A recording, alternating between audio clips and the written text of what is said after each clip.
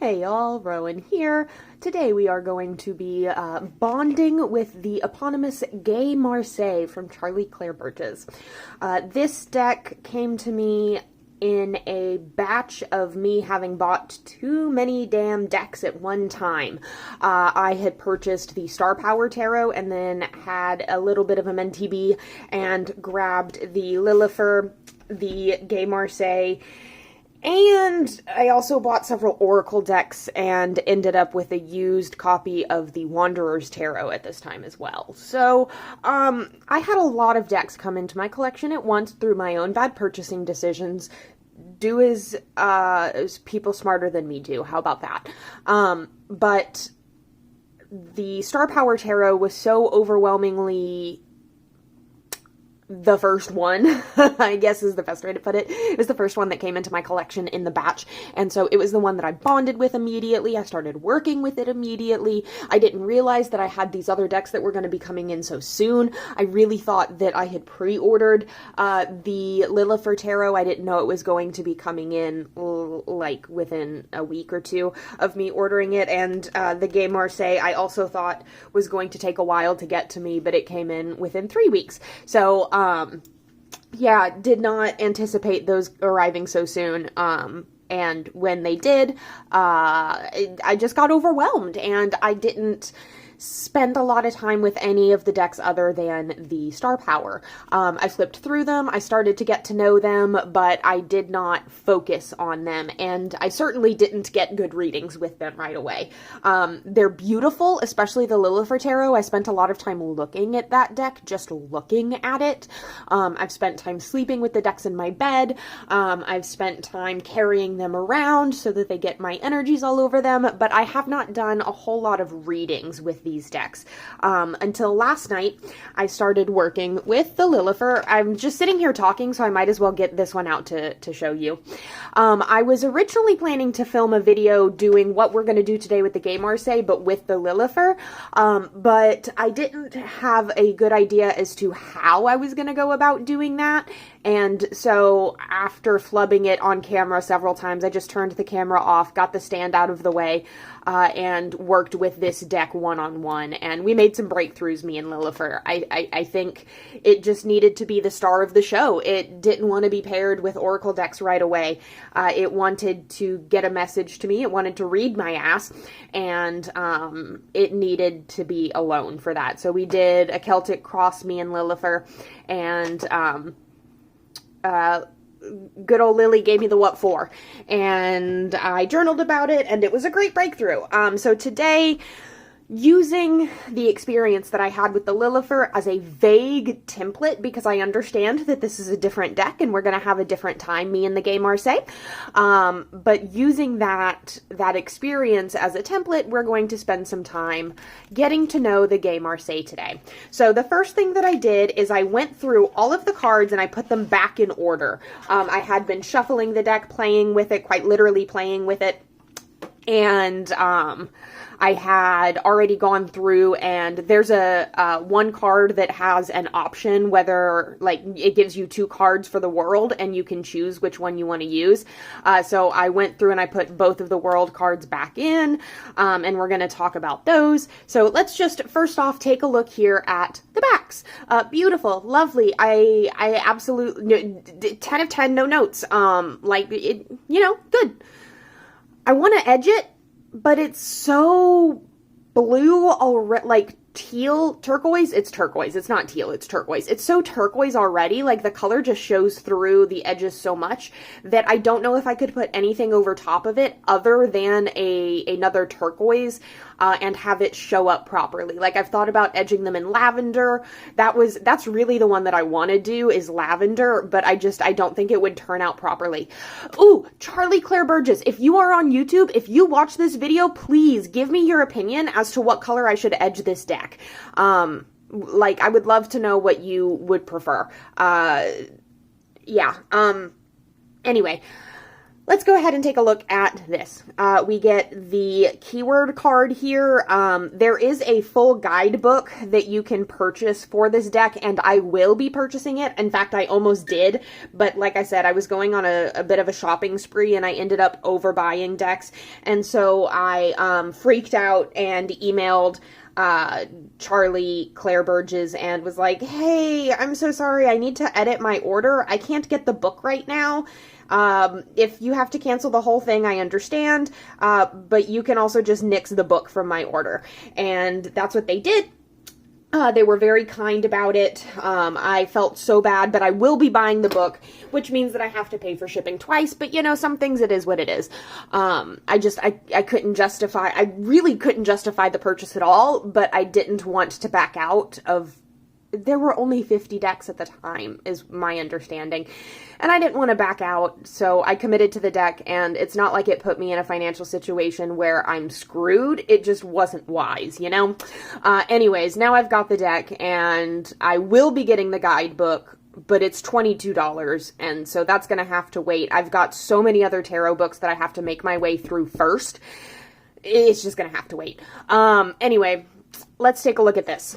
Minor Arcana keywords, so you get 1 through 10, and you get the Page, Knight, Queen, and King keywords for each, and then, of course, you apply the energies of each suit to those keywords. You get keywords for the Major Arcana as well, and then it tells you where you can buy the full guidebook. We're not going to read through all of that because it would be tedious.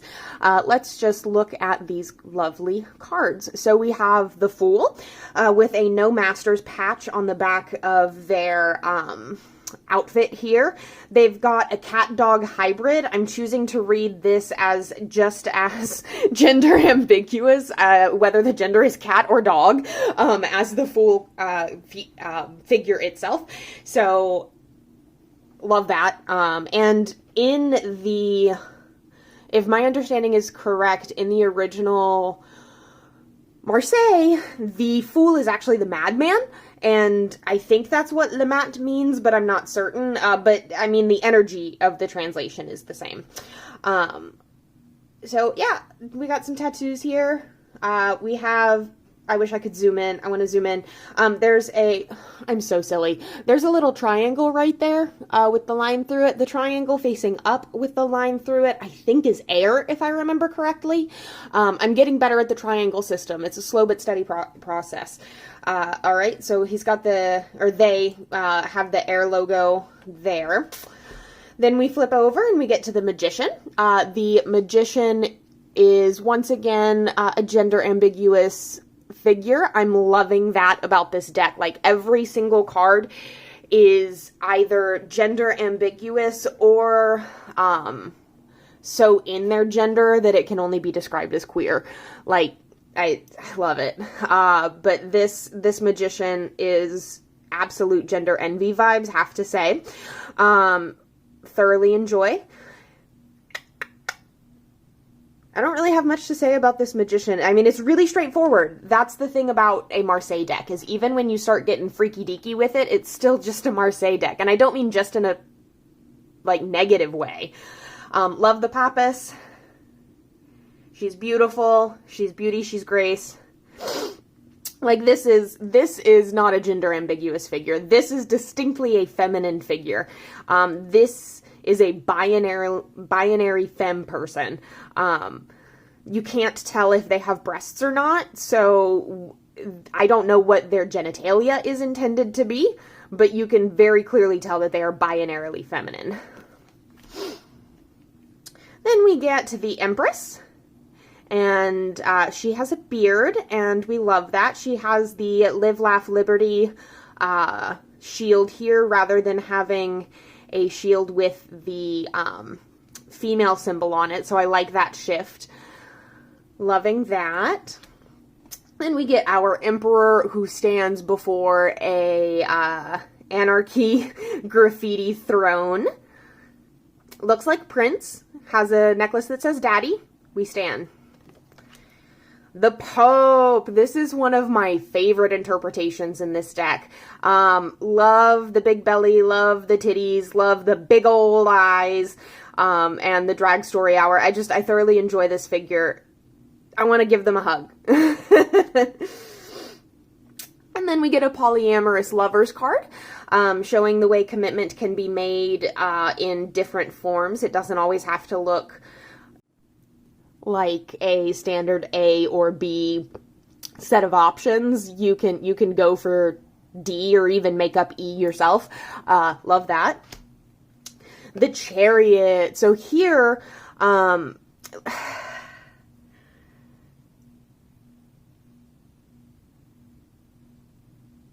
we get some kink at Pride, which is controversial, but I don't think it should be. Don't bring your children to a parade that goes past 9 p.m. That's my opinion. But this is an interesting take on the Chariot. I really want to read the guidebook entry on this, because the choice to have humans represented here for the force of will, is interesting, because to me the Chariot is very much so about learning to control yourself, and here it gives a different energy, learning to exert control over those around you in a safe and healthy way. But this doesn't actually necessarily read to me as being the safest or the healthiest. So I'm very, and I say that because, realistically speaking, this Chariot is distinctly shown as not being on the ground. Sometimes the Chariots look stable and in place. This one is very obviously able to move. This is a Chariot that implies motion, and this is, quite frankly, an OSHA hazard. This is not a safe place for these people to be playing like this. This is not a safe way to play like this. Obviously, this is fiction. This is not a photograph. This is a drawing, but my reading of this card is not one of safety and exerting control in a safe way. And to be fair, the Chariot comes relatively early in our cycle, but it is the completion of the first sextet. Septet? I think that's the way to put it. But it rounds out our first tier, so it's meant to show a control of will being accomplished that I'm just not necessarily getting in a healthy way here, and maybe that's part of her, or part of the journey of this character that we see here, is that they are being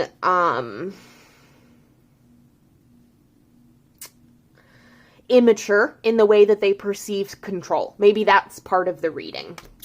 Then we get the Justice card here, and I love this Justice card. The future is trans, love is love, land back, no justice, no peace. Gas mask, flaming sword, love, 1312. I love this Justice. I love them. This is a great card. Thoroughly enjoy. I have to apologize for all the times I'm going to be holding these cards crooked on screen. My phone is mounted a little crooked, or I guess my camera is mounted a little crooked, and I'm too lazy to fix it. So I have to hold the cards kind of crooked, and I keep forgetting to do that. So then we get the Hermit, and I love our little Hermie here. The Hermit is one of my birth cards, so it's one of my favorite cards. It's one that I really resonate with and have even before I knew it was one of my birth cards. So every time I get a new deck, that's one of the first ones that I flip to, and I thoroughly enjoy this Hermit. It gives me crone vibes. It gives me the Wicked Queen, but not wicked. Just in this case, the Scary Queen, that's it, who resides in the forest and has the answers that you seek, but will warn you that outside of their control, there is a cost that must be paid. Love this. Alrighty, then we get the Wheel of Fortune, where we've got some fun happening here. Quite literally, good old-fashioned fun, some indications of bull riding, but also the fear of being thrown from the bull, and then the joy at coming back up the other side, getting back on the saddle, and celebrating that moment. And then, of course, our figure here who's on the downward spiral is losing their hat, indicating that sometimes not only is it scary, but it also has consequences. The Wheel of Fortune is not all happy endings and rose petals. Sometimes you're on the bottom of the wheel.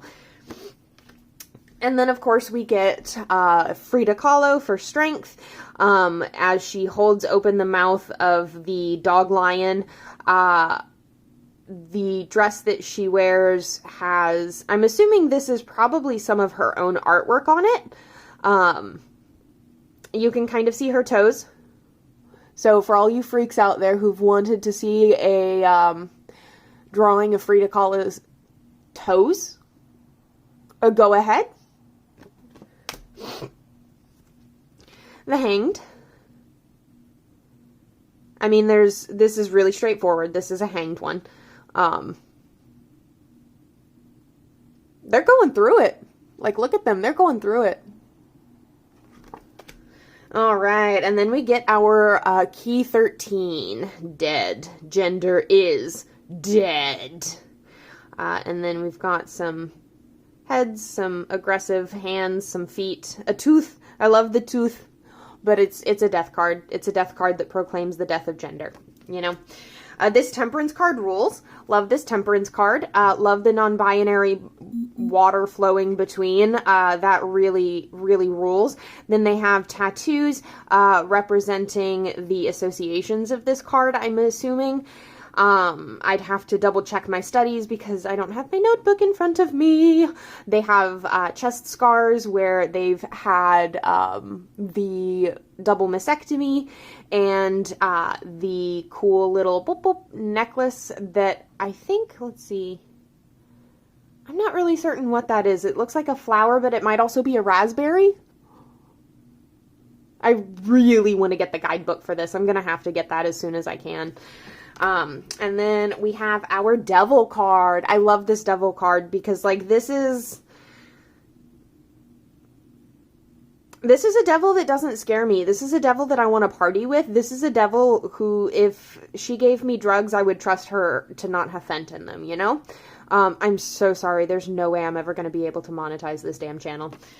The House of God, we get the tower here with Stonewall and our wonderful figures from queer history, throwing cops and judges out. Love it. Stonewall was a riot, and trans people have always been involved. Gender nonconforming folks and straight up trans people both. We have our star card here, somebody who has the coolest possible assisted mobility device, because, like, look, down here is fleshy arm. Up here is fake arm. Not fake, it's a real arm. It's just not fleshy. It's a cybernetic arm. And it's connecting the functioning real arm to the rest of the body, so that instead of having to lose the entire limb, they only had to lose the part of the limb that was causing problems. I love this. It's not realistic. I don't think there's any sort of medical, even studies into something like this. But man, imagine if we had prosthetic limbs that could save, like, if your femur broke and it was just shattered, but your lower leg was fine. Like, you wouldn't have to do the cotton thing from King of the Hill, where they take his shins and he gets his knees blown off, and so he has nothing but shin. And you have to watch King of the Hill. You really do. It's a great show. The moon. The lobster is a person who's floating in a floaty. And then up here we have the puppy girls making out under the moon. Real cute. A lot less threatening, but also still just as wild. And then we have the sun card, showing our YMCA interior, the bathhouse, the joy that you're able to feel when you are in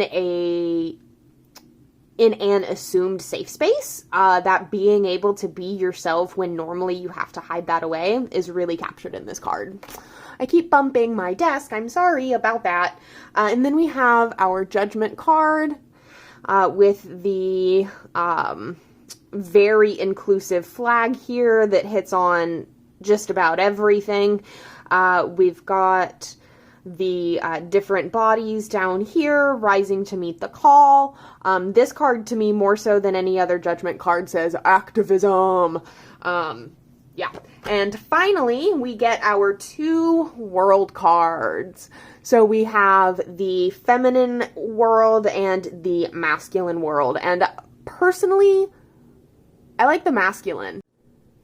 As a gender nonconforming person, as a gender fluid person who primarily lives as a female presenting person, getting to see the world represented as a trans masculine person is really moving to me. So this is the card that I kept in the deck. Plus I like that it has the additional tattoos on the figure, giving you additional meanings, which unfortunately the feminine figure does not have. The feminine figure, oh, they do have one tattoo on their thigh, on her thigh, excuse me. And she does have nipple piercings, so thigh tattoo, nipple piercings. But I personally like our trans masculine friend more, so I keep him in the deck. And she will probably get framed and put on my wall to keep her showing. And now we're gonna go through a little bit quicker for the pips, because this is, of course, a Marseille style deck. So we get the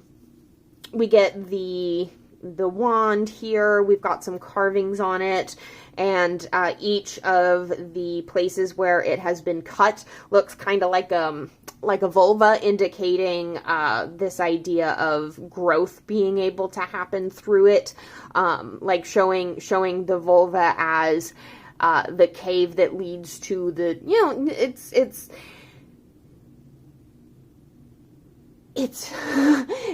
it's almost, but not quite bioessentialist, because these are shown on such a phallic symbol that it just really undermines what you think is going to be very bioessentialist. So we get this very phallic wand with these little vulva, these little pussies all over it, growing flowers. I love that. And then the 2 of Wands with some bees, the 3 of Wands with some fruit. So we get the idea of pollination, and then we get the idea of fruit coming forth finally. The 4 of Wands, there's a paint splatter, so this sort of indicates like a stable level of creation happening here, as opposed to like the homecoming or the milestone. Those are the keywords I usually associate with the 4 of Wands, so this one just seems more like being in that creative process, being in the flow state almost. 5 of Wands, indicating that flow state has broken. So 5 of Wands to me is all about competition in the Rider-Waite-Smith system. So even though I haven't studied Marseille, I would interpret this as losing yourself to a competition and like undermining your own ethics, I guess, almost. And then we get the 6 of Wands, which has our rainbow flag. And let me take a drink. So sorry to all the people who don't want to hear me gulping down tea. I am not editing. So the 6 of Wands, which is like associated with like victory, being like winning that competition and getting the recognition for it. Like to me, the 6 of Wands is always about the public recognition, more so than just the recognition within yourself. So like the 4 of Wands is your close loved ones. Notice the things that you're accomplishing and celebrate your milestones with you. And then the 6 of Wands is now other people that you don't know are catching on that you're accomplishing things. The 7 of Wands, we've got some brambles and thorns here, showing the difficulties that these wands are facing when presenting themselves to the world. The 8 of Wands gives us the arrows to show inertia, movement, and speed. The Nine of Wands shows a skull, indicating that this is the last bit of strength that you have. And to me, this doesn't say now you're dead. It says you're about to be dead. And I say that because the Ten of Wands is the overflow. However, here the Ten of Wands is presented with flowers, indicating a positive spin on the card. So I'm curious to read the guidebook about that. Again, I know very little about Marseille. Who is it? Hodorowski book is on my list. We'll get to it eventually. It's just expensive, even on Kindle. So the Page of Wands, they have a knife in their sock. I love the color of their garb. It's so pretty. Loving this combination here, our Scottish friend. Then we get the Knight of Wands. So the page is looking out at the horizon. The knight is looking at their wand specifically. And to me, the Knight of Wands is all about action for action's sake. The Knight of Wands to me is the fire of fire. And this is a cowboy who is ready to do what is necessary as a cowboy. Got the chaps, got the wand, little bit of growth happening there, got the horse with the bulging neck veins. Like, this guy's prepared. Love it. The Queen of Wands is with a banjo, showing the creative potential, the artistic potential of this card. And the King of Wands is somebody who's confident enough to show off this much body in public and demand to be called sir at the same time. Like, that's what I get from this card. Like, this is very much so a woman to me, and this woman is, like, perhaps cross-dressing. I'm not certain if the texture here on the breasts is meant to indicate age or meant to indicate that this is a flat chest that's been pushed together to create the appearance of breasts. I'm thinking the age because you also see the lines here on the tummy, on the arms, on the legs, showing a little bit of wrinkle. So I like to interpret this as being someone who's a little bit older and still comfortable and confident in their sexuality. I'll have to read the guidebook though and see what it says about this figure. Then we get the Ace of Cups. This is a beautiful card. We got some titties spurting water here on the cup. Love it. The Two of Cups with some wedding rings indicating a union. The Three of Cups with mouths coming together to sing, indicating the fun things that we create when we come together, the fleeting things. So like where the Queen had her banjo showing her creative energies and potentials on her own, and again, we get a figure that looks aged because of the gray hair. This one, the Three of Cups, shows the fleeting creative potential of union with others and with your emotions. And I like the difference because the Queen of Wands has a more concrete bit of music here. The instrument itself is something to show for the art form. Meanwhile, all the cups have is the voices, and that's so much more temporary. Then we get the Four of Cups. We just get some cool flowers and this idea of like emotional growth coming here, but the flowers are sort of wilted in the cups. However, this center rod here is full of growth, I guess, is the best way to just say that. So like the two sides of having your luxuries met, having your needs met, having the stability of, in this case, oh, I said luxuries and needs. So this is cups. So obviously we're in the suit of emotions. So Four of Cups is about like having that full emotional satisfaction. I think it is still luxury in the Thoth Tarot, but I'm not good at the keywords yet. I'm still barely scratching the surface of that study.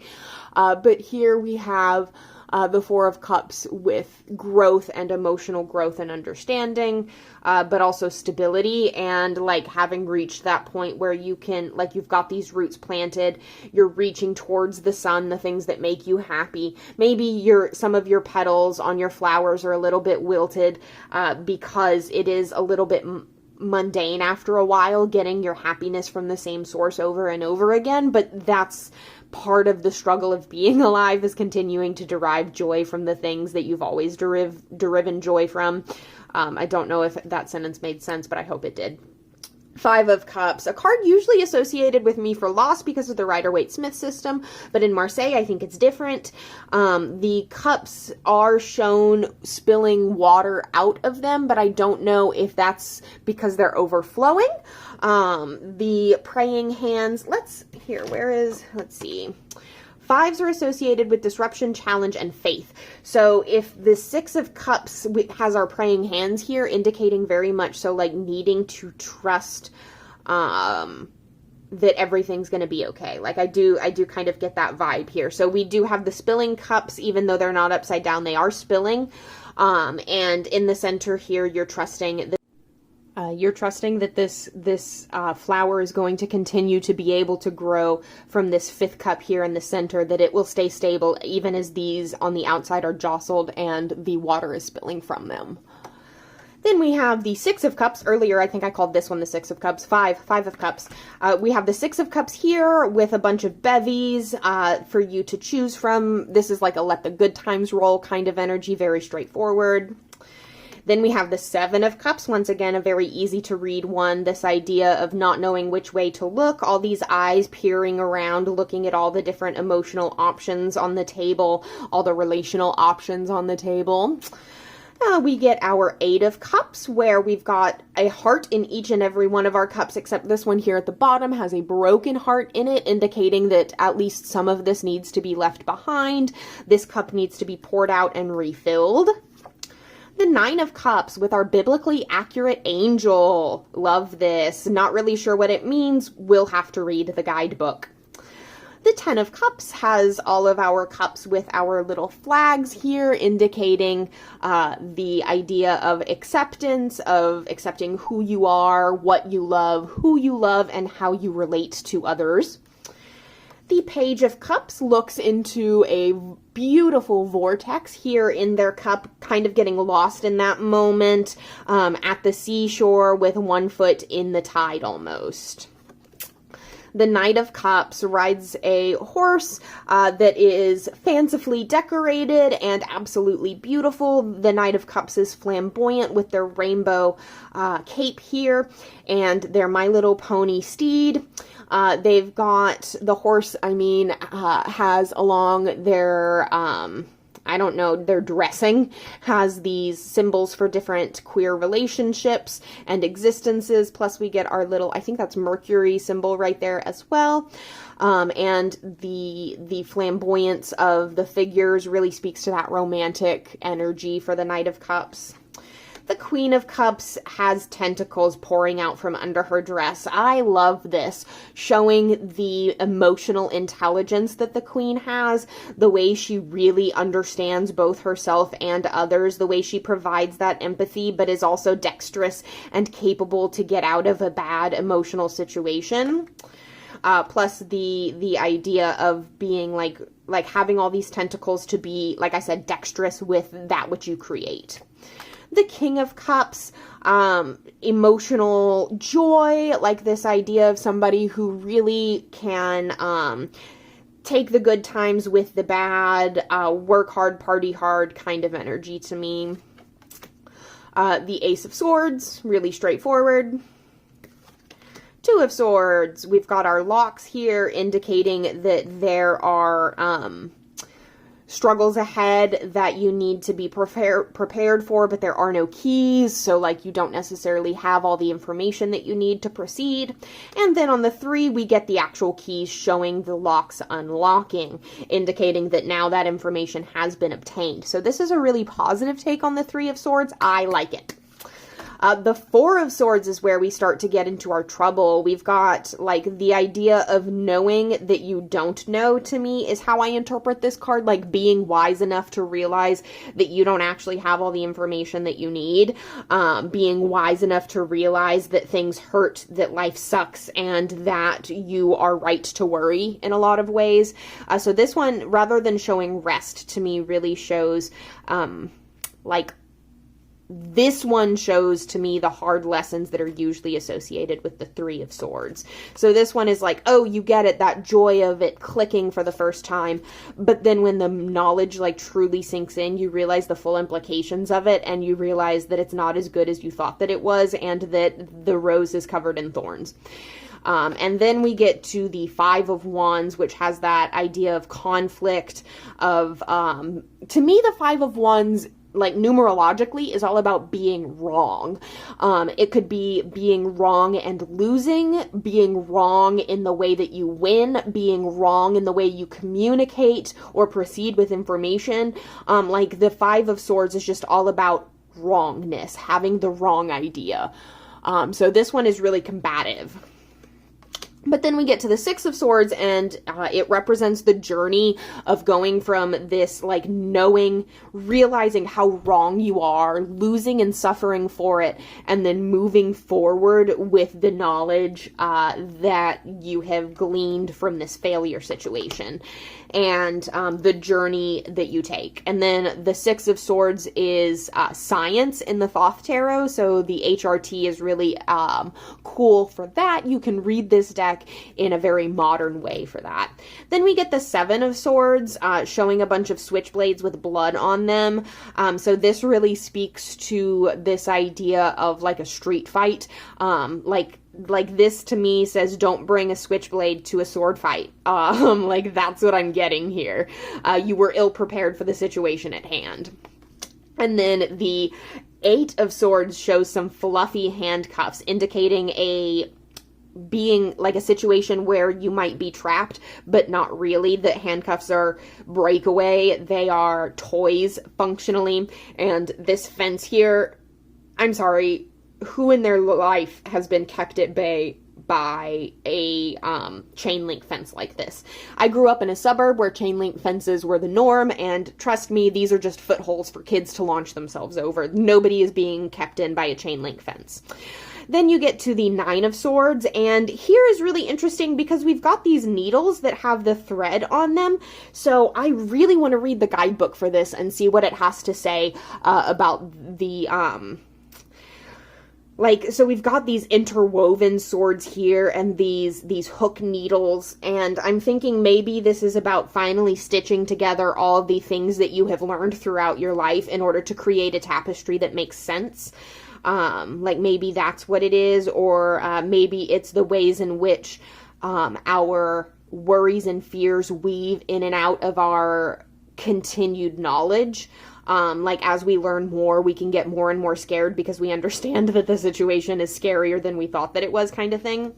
And then we get to the Ten of Swords, which is the defeat, the death, the end. Your brain explodes kind of energy. All that's left of you is a rip, and you're gone. Now we have our Page of Swords, a dapper, gentle them who is ready to learn. But also, look, to me, the Page of Swords is an energy that's all about, I know what I need to know, and I'm not gonna try to learn more. To me, the Page of Swords is that know-it-all attitude that gets you in trouble because there are learning opportunities at hand, and you're not taking advantage of them because you think that you know better. So Page of Swords. And that is presented here, like that know-it-all smirk. Like, I do very much so get that vibe from this card. And then we have our Knight of Swords, somebody who is in action because the action is necessary. They've got a Black Lives Matter emblem as well as a pink triangle. The fight the power here on their steed. This card is all about taking the necessary actions. So where our Page or our Knight of Wands is action for action's sake, this is action because it's right, because it's necessary, because they know that it's the correct thing to do. And then we get our Queen of Swords. She's harsh, she's battle weary, she's missing an eye, you can see she's been through some shit, she's got gray in her hair, and she is still at the ready. She's defensive, she's been through it, you know, this is a woman who's been wronged. And then we get our King of Swords, who is the most gender envy in this entire fucking deck. Oh my god, if I could look like this every day of my life, I would be so happy. but this is our King of Swords here. I want to read the guidebook because I'm looking at this and all I get is gender envy, so I really struggle to figure out how to read this card, so let's move on. Finally, we're at our Pentacles suit. So Ace of Pentacles with our little acorns here showing the potential. We've got two snakes dancing, coming together in what might be a fight, what might be an Ouroboros. So this idea of these two material situations sort of balancing together and the potential for it all to fall apart or become something that is sustainable. Like we're this close to one or the other kind of energy. Three of Pentacles, so we finally get some growth here. The tan nature of these stems, or yeah, I guess stem is as good a word as any, but the fact that they're colored tan to me says that this is a plant that maybe has recently come out of winter hibernation, and there's like this fear that maybe it was never going to grow again, and it's finally blossomed. It's finally shown that it is indeed still alive after a harsh winter kind of situation. And we get to our Four of Pentacles. This one really has the strong, because the castle here in the middle, it really has that strong sense of safety, stability, security. But that's updone by the Five of Pentacles. Is there a bend in this card? Oh, well. The Five of Pentacles, which we've got our four shattered pentacles and our one of gold in the center that is unscathed, indicating an extreme loss. We've got some dead flowers here to further that. Then we come to the Six of Pentacles, the same dead-looking flower here, but actually in bloom. And we've got some hands indicating assistance, especially considering these hands are colored to show that they're from different people. Our Seven of Pentacles, we've got the blooms showing the growth of the pentacles themselves out of the flowers. So like the pentacles are the fruit. And the Eight of Pentacles, we've got a bunch of gears here for the work itself. So all these gears are turning and intersecting with one another, allowing the entire plant to function. The Nine of Pentacles, we've got luxury, abundance, we've got financial security, and then some. We've got gemstones, we've got shiny, we've got corn made of sparkles. And then the Ten of Pentacles, this shows the end of the harvest. This shows the fall setting in, like we've got these autumnal colors here, and the new acorns mirroring the Ace, which will leave a legacy for the next generation. We have our Page of Coins, the young chap here. I'm not sure if this is meant to be a, I interpret this as a blood sugar monitor, but I don't know if it's that or if it's something else. I know there's a lot of different wearables in medical tech these days, but I interpret this as a blood sugar monitor because I've got diabetic people in my family, and so that's how I interpret that. And this is somebody who has scars, but they've been healing for a long time. They're out in the fields, they're getting their hands dirty, they're doing the work, they're willing to put in the work to accomplish their goals. We get our Knight of Coins, somebody who's bundled up, prepared. Like this says prepared to me. This is somebody who does like they've got a pitchfork in their hand. They do the work that is unglamorous but necessary. The Queen of Coins is abundant, full of growth, heading a beehive. She is in charge of the distribution of pollen, etc., etc. And the King of Coins with the lap full of fruit, and on the little chariot here, the King of Coins to me is the Earth of Earth. Love this card. And that's a quick flip through of the Gay Marseille. I'm going to shuffle this deck. I'm going to go say good morning to my husband, and then I'll be back and we'll do some quick pairings with it.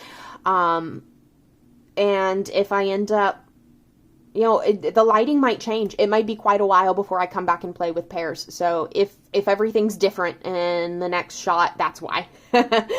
I'll be back. Alright, husband was not awake. My cats are just really good at making a lot of noise. So let's go ahead and jump into playing with this deck.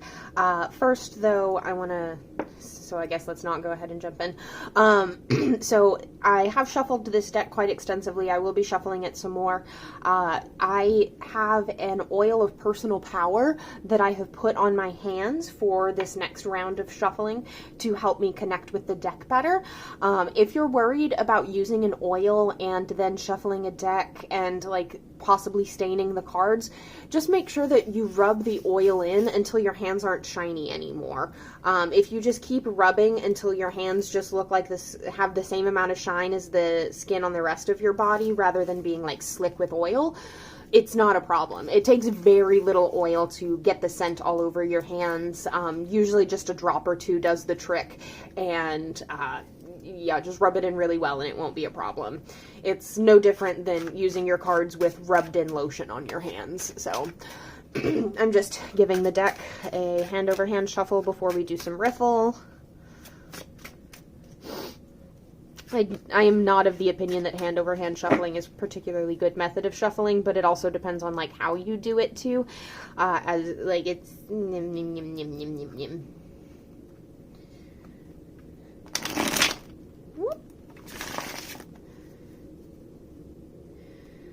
I've also got lavender essential oil and lavender petals over here going, and my room smells so good.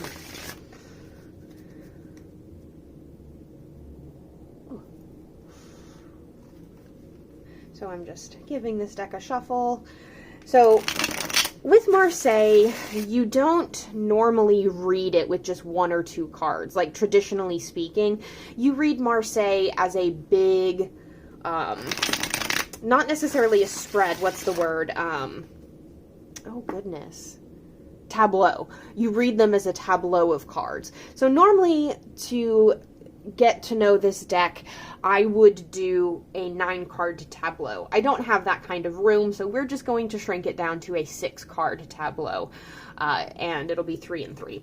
So let's do 6 cards to get to know the Gay Marseille.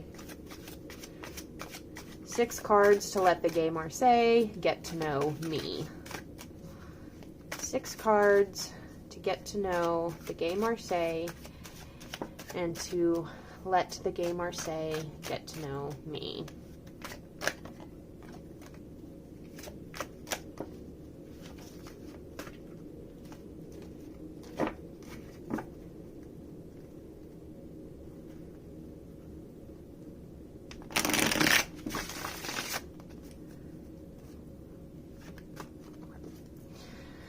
We're going to do 1, 2, 3, 4. What, Bach? My kitten is screaming. 5, 6. He's going absolutely feral. Alrighty. So we have the 6 of Cups, the 10 of Wands, the 6 of Wands, the World, the 5 of Wands, and the Devil. Alright. So in Gay Marseille, or in any Marseille really, you pay attention to where these cards are looking and how they interact with each other. So before I even start to look at the meanings of the cards, I notice that we have our major arcana cards here in the corners, the Devil and the World. So this idea of the World is like counterbalancing this idea of the Devil. We get one of the figures here in the Devil card looking up at the 6 of Cups, or perhaps at the 10 of Wands, and the figure here in the World card is looking down and away from everything else. So that tells me that maybe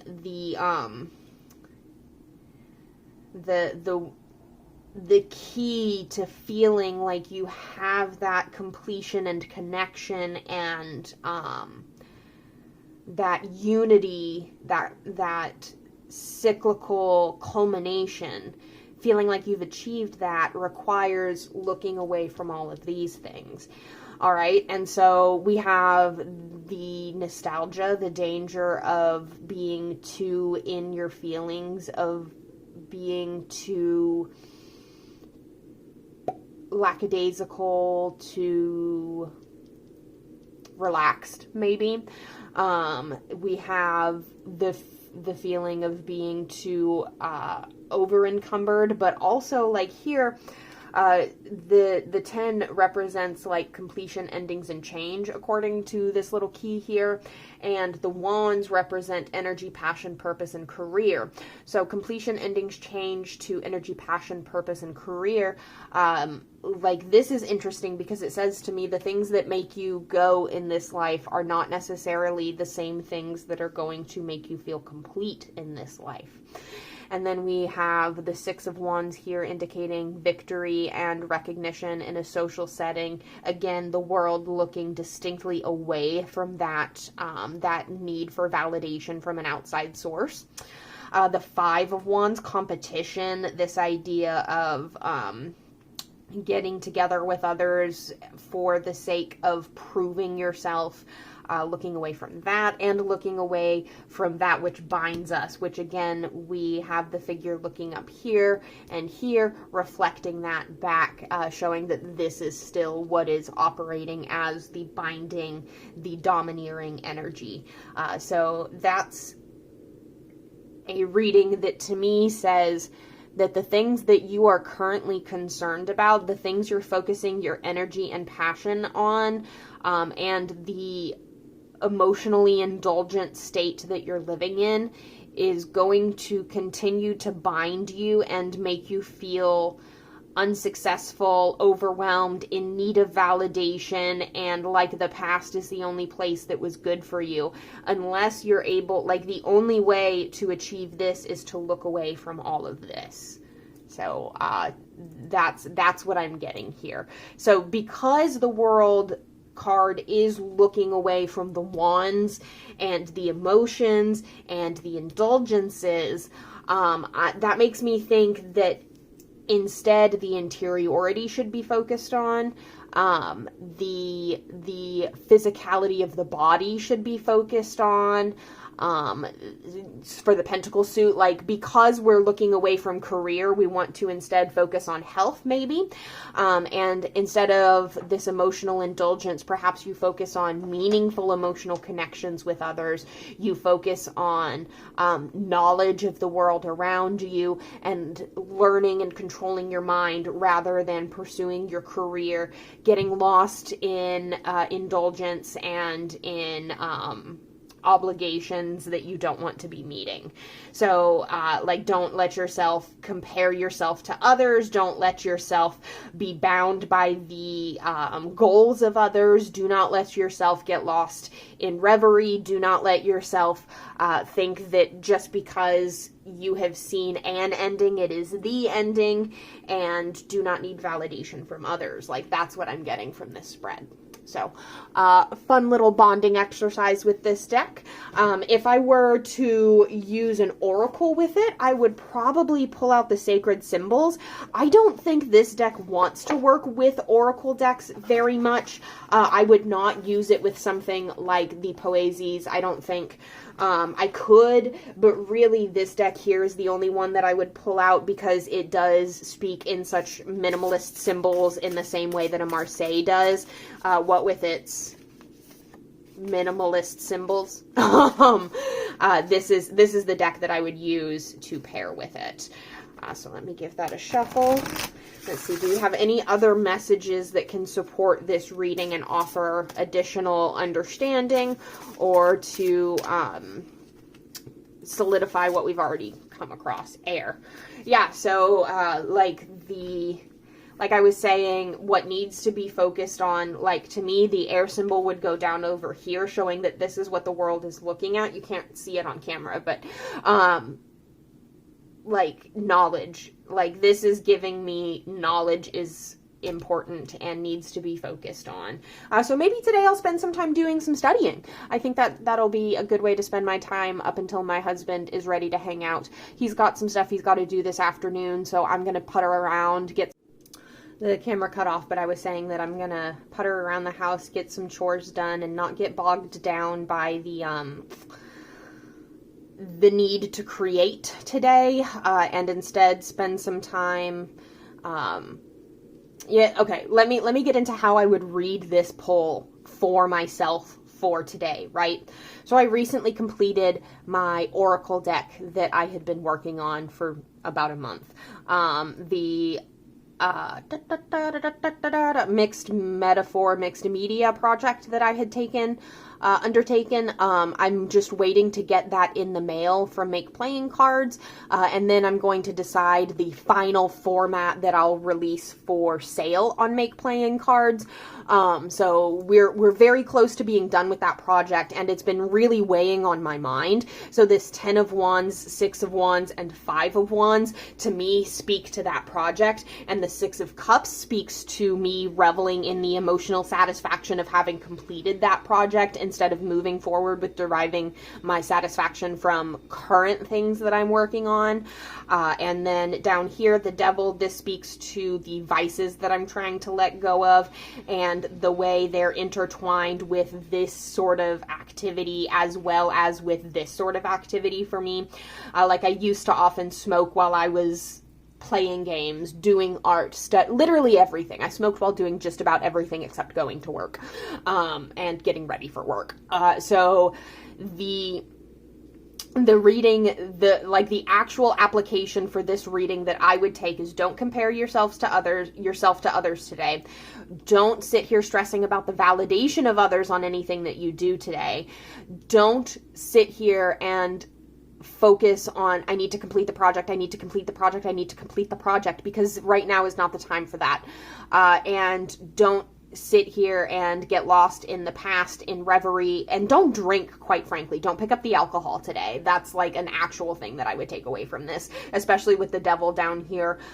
Don't give in to old habits, don't fall into old patterns, and if you can manage to avoid all of this, you're going to find a lot of success in your endeavors today.